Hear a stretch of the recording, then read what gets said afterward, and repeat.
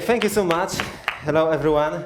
At the beginning, I wanted to explain myself or explain my stupid haircut because the story is very easy. Because not so long ago, I've been spending my holidays in my family house, and we have a television. For me, it's every visit in this house is a very special visit because normally we are not using television because I think that a few years ago with my beloved, we had thrown it away through the window from our flat because I have one really fantastic memory from my childhood. It sounds maybe quite silly, but my father, who is electrician and he's working with computers, every time when he was coming out from his work. He was bringing something connected with electricity, and every time I wanted to unmount it. And of course, I wanted to use, my power to destroy it, but every time I had to use a screwdriver, and I was very tired of that. And I remember one moment when we've been together on our garden, and we've been standing close to very old, not working television, and my father gave me the hammer and asked me, "Do you want to do it?"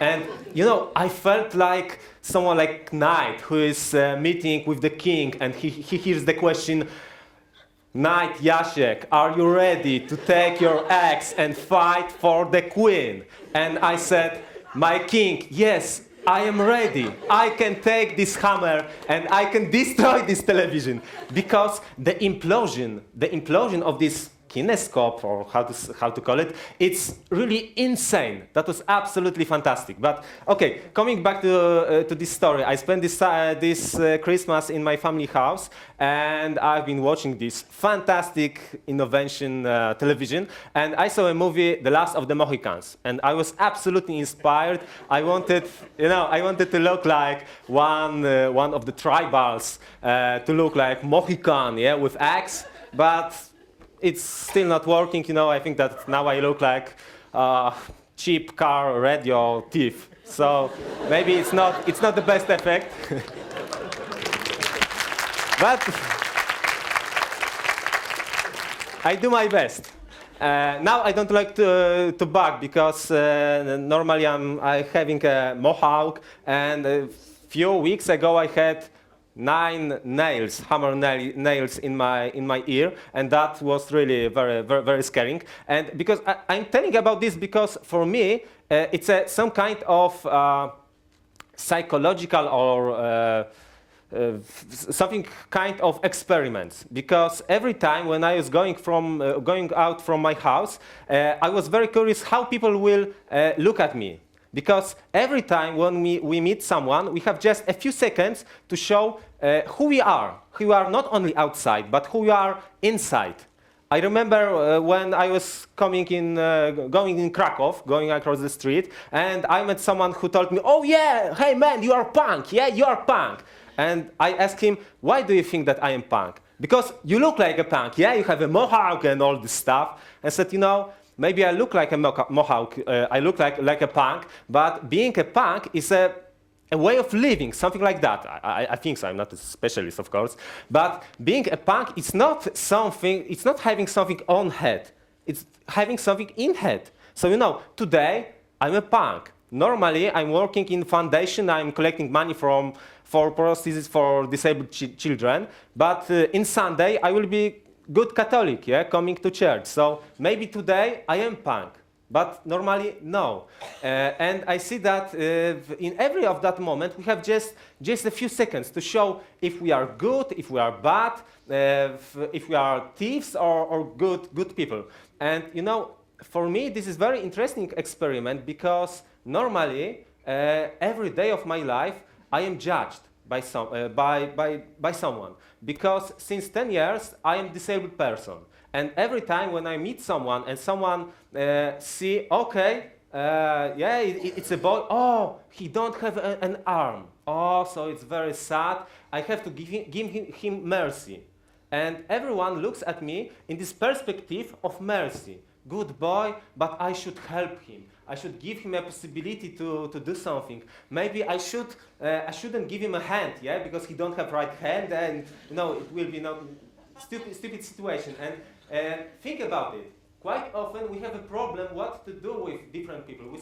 We see someone who is different and we have a problem. What we should do? And the best option, we think, it's very stupid, but we think quite often that the best option is not to interact, because maybe we will say something and make someone feel sorry. It's really stupid. But for me it's really important. And you know, every day, I have really difficult job, because I have to show everyone, hey, I am a normal boy. I'm normal boy. I am normal inside. The amount of my arms and legs is absolutely not important. Because if I want to live normally, I am normally. What means being normally? You know, 10 years ago, my life changed completely. I had electrical shock accident and 15,000 volt went through my body. And after that accident, I spent 3 months in hospital, and that was, of course, that was very, very difficult time for me. That was time of thinking, because I had a lot of time to think about thousands of things, about life, about death, about my situation, about my future, if I have any. And that was really, really strong time for me. And I started to wonder, okay, I lost my arm, I lost my leg, so where is the border of being? Where in my part of body, where is myself?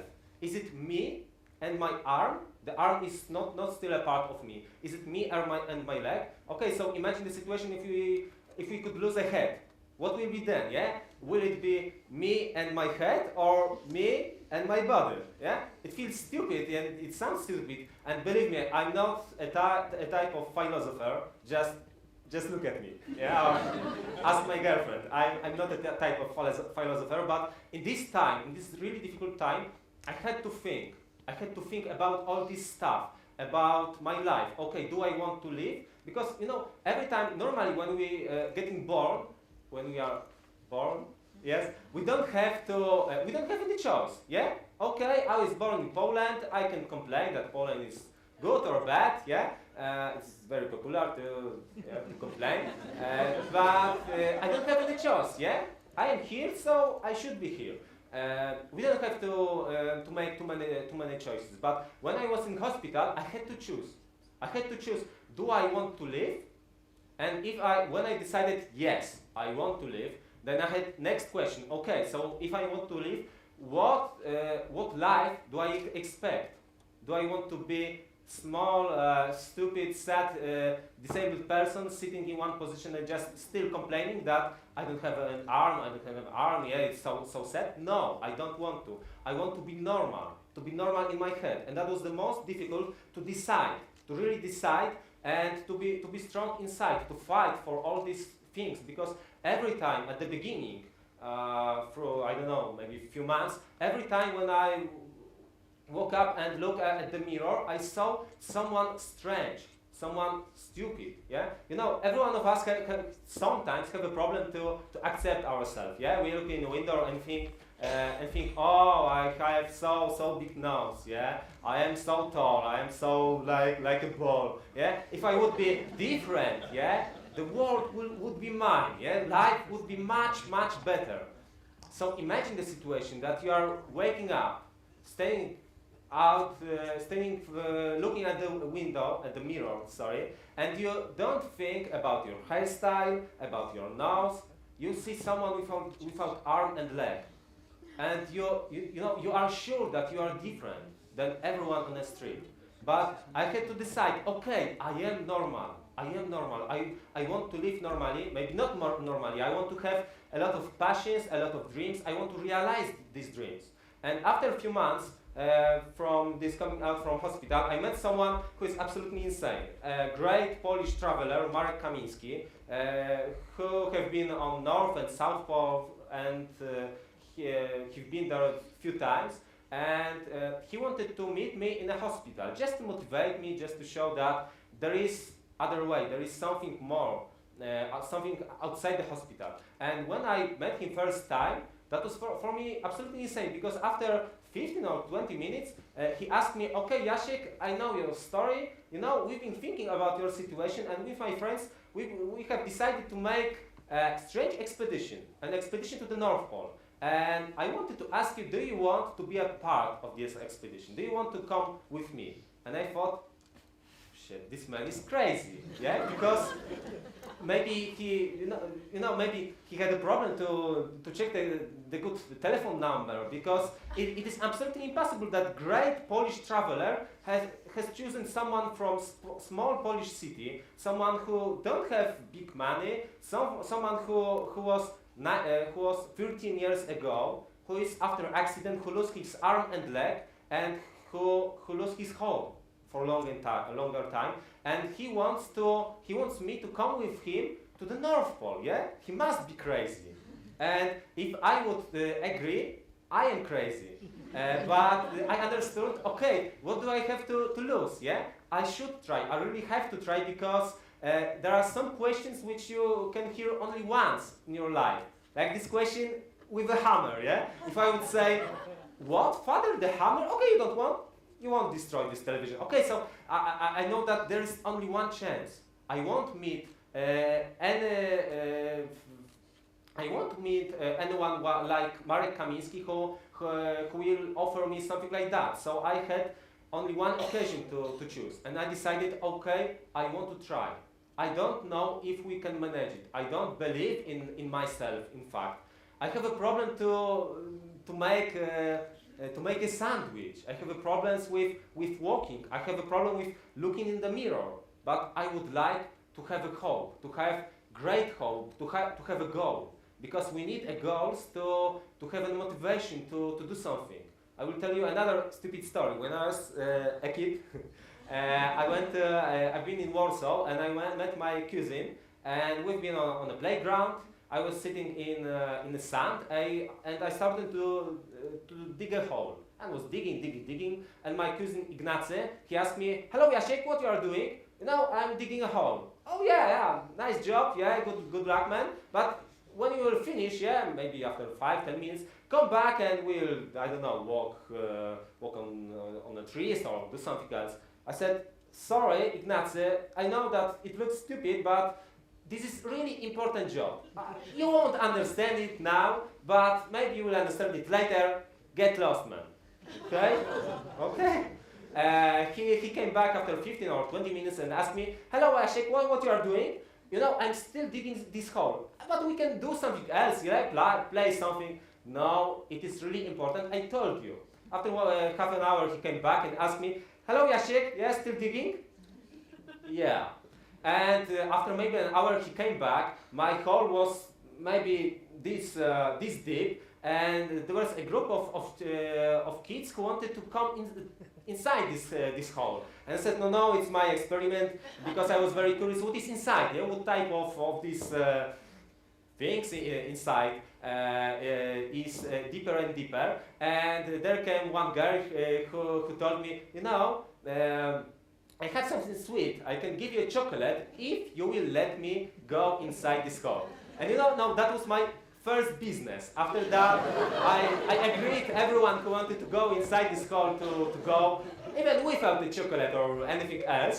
And later there came someone old who said that, "Oh yeah, these kids are digging the holes.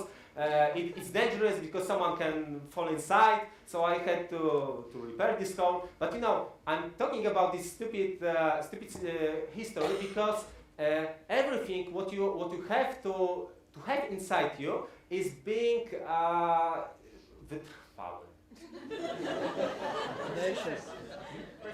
Persistent. Yeah, you have to be persistent. And with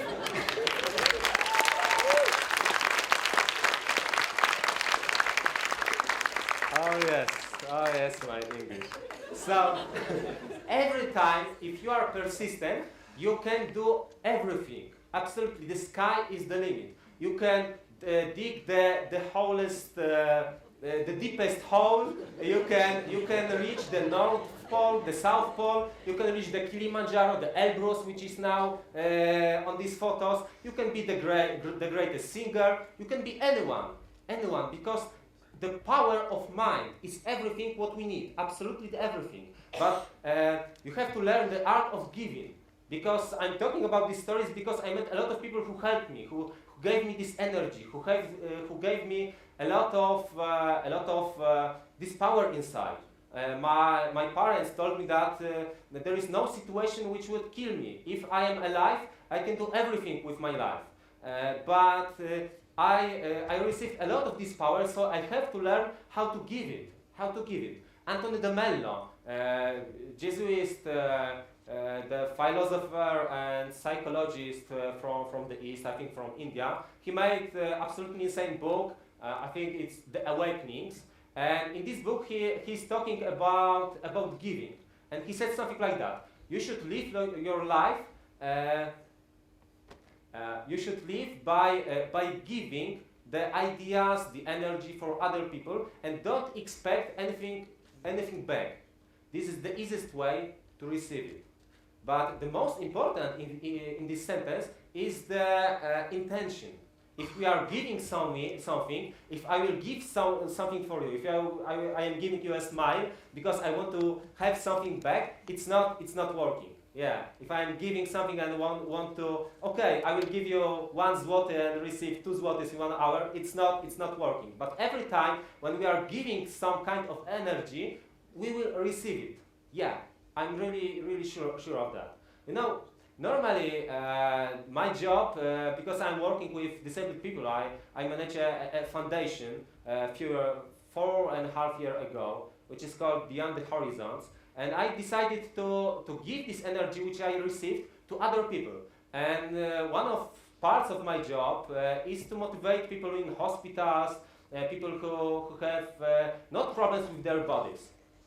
Because I don't have any problems with my body. You know, I'm absolutely used to have one hand. If I would one day, if I would wake up with 2 hands, I would have a problem what to do with this other hand. Really, it would be really great problem for me. I remember when 2 years ago, I think, I decided to learn how to knit, knitting, how to make a scarf using this, you know, these funny sticks. And I decided to do this. And I think, oh, Jasiek, it's a stupid idea, yeah? You don't have an arm. You can't do something like that. And I thought, I was in the North Pole, in South Pole, I ran the marathon, and stupid scarf will defeat me? No, absolutely no. So I came to my grandmother and told her, you know, you have great mission, you have to show me how to knit a scarf. And that was really a long way to learn it, but after a few weeks I learned that. And I know that after 2 months maybe, my younger sister came to our grandmother and told, okay, if Jasiek can do it, I also want to do it. And she was trying, and once she said, full of anger, yeah, you know, grandmother, for me it's too difficult because Jasiek have only one hand, yeah? And these hands will not, you know. And I have 2 hands and it's more difficult, so I won't do this. So, coming back to this story,